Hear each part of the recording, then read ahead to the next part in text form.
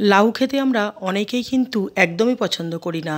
গরমে শরীর সুস্থ সতেজ ও ঠান্ডা রাখতে কিন্তু লাউ খাওয়াটা খুবই উপকারী। নমস্কার বন্ধুরা, রেসিপি কথা পরিবারে সকলকে জানাই সাদর আমন্ত্রণ।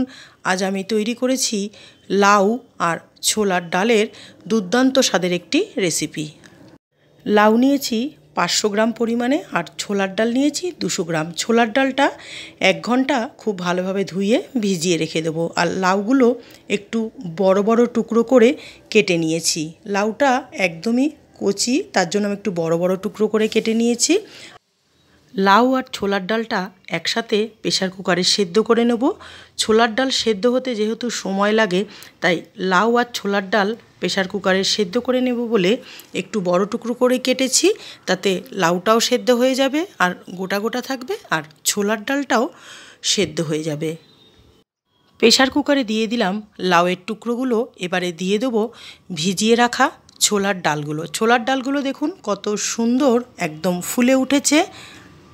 হাতে যদি সময় কম থাকে তাহলে ছোলার ডালটা উষ্ণ গরম জলে কিছুক্ষণ ভিজিয়ে রেখে তারপরে একসাথে প্রেসার কুকারে সিদ্ধ করে নিতে পারেন। দিয়ে দিলাম টমেটোর টুকরো, মিডিয়াম সাইজে 2টো টমেটো টুকরো করে নিয়েছি। দিয়ে দিলাম 1/2 চামচ পরিমাণে নুন, দিলাম 1/2 চামচ হলুদ গুঁড়ো, আর দেব 2 কাপ পরিমাণে জল। লাউয়ের থেকেও কিন্তু জল রিলিজ করবে, তাই 2 কাপ পরিমাণই যথেষ্ট।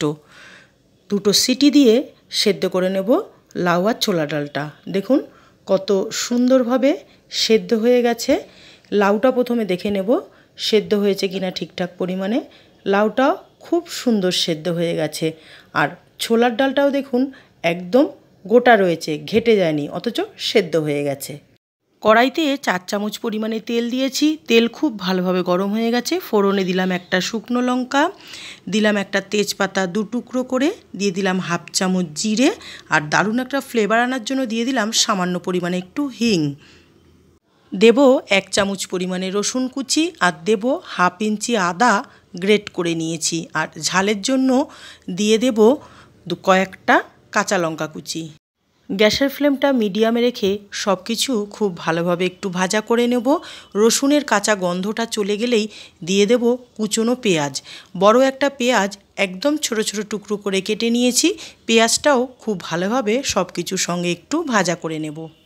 পেঁয়াজটাও ভাজা হয়ে গেছে, পেঁয়াজের কালার হালকা চেঞ্জ হয়ে এসছে। এবারে দিয়ে দেবো কিছু গুঁড়ো মশলা। প্রথমেই দিয়ে দিলাম 1 চামচ পরিমাণে ধনের গুঁড়ো, দিলাম 1/2 চামচ জিরের গুঁড়ো, কালারের জন্য দিয়ে দেবো 1 চামচ কাশ্মীরি লঙ্কার গুঁড়ো। এবারে দেবো 1/2 চামচ হলুদ গুঁড়ো, আর দেব আন্দাজ মতো নুন, কেননা ডাল সেদ্ধ করার সময় কিন্তু আমরা নুন দিয়েছিলাম। এবারে সামান্য একটু জল দিয়ে সমস্ত গুঁড়ো মশলাগুলো খুব ভালোভাবে কষিয়ে নেব। আমার রেসিপিটি ভালো লাগলে অবশ্যই একটা লাইক করবেন, শেয়ার করবেন। আমার চ্যানেলে যদি নতুন বন্ধু হয়ে থাকেন তাহলে একান্ত অনুরোধ রইল আমার চ্যানেলটি সাবস্ক্রাইব করে আমার পাশে থাকবেন। মশলা খুব ভালোভাবে কষানো হয়ে গেছে, মশলার থেকে তেল ছাড়তে শুরু করেছে। এবারে দিয়ে দিলাম সেদ্ধ করে নেওয়া ছোলার ডাল আর লাউ। লাউ আর ডাল সেদ্ধর সময় 2 কাপ পরিমাণে জল দিয়েছি। এখানে আমি আরও 2 কাপ পরিমাণে জল গরম করে দিয়েছি। অবশ্যই কিন্তু গরম জলটা ব্যবহার করবেন, আর আপনাদের তরকারির ঘনত্ব অনুযায়ী কিন্তু জলটা অ্যাড করে নেবেন। ডাল আর লাউ যেহেতু আগে থেকেই সেদ্ধ করা, তাই বেশিক্ষণ আর ফোটানোর দরকার নেই। নামানোর আগে দিয়ে দেব 1/2 চামচ পরিমাণে গরম মশলার গুঁড়ো, আর দেব 1 চামচ ঘি। সবশেষে দিয়ে দেব একটু ধনেপাতা কুচি। গ্যাসের ফ্লেমটা অফ করে কড়াইয়ে ঢাকনা চাপা দিয়ে কিছুক্ষণ স্ট্যান্ডিং টাইমে রেখে দেওয়ার পর তারপরে সার্ভ করে দেব। আমিষ নিরামিষ অনেক রকমভাবেই তো লাউ রান্না করেছেন, একবার এইভাবে ছোলার ডাল দিয়ে লাউ রান্না করে খেয়ে দেখুন, অসাধারণ স্বাদ হয় খেতে। যারা একদমই লাউ খেতে পছন্দ করেন না তাদের এইভাবে ছোলার ডাল দিয়ে লাউ রান্না করে খাইয়ে দেখুন, কখনোই আর তারা লাউয়ের তরকারি খেতে বারণ করবে না। গরম গরম ভাত, রুটি, যে কোনো কিছুর সাথেই আপনি খেতে পারেন। তাহলে সকলে ভালো খান, সুস্থ থাকুন।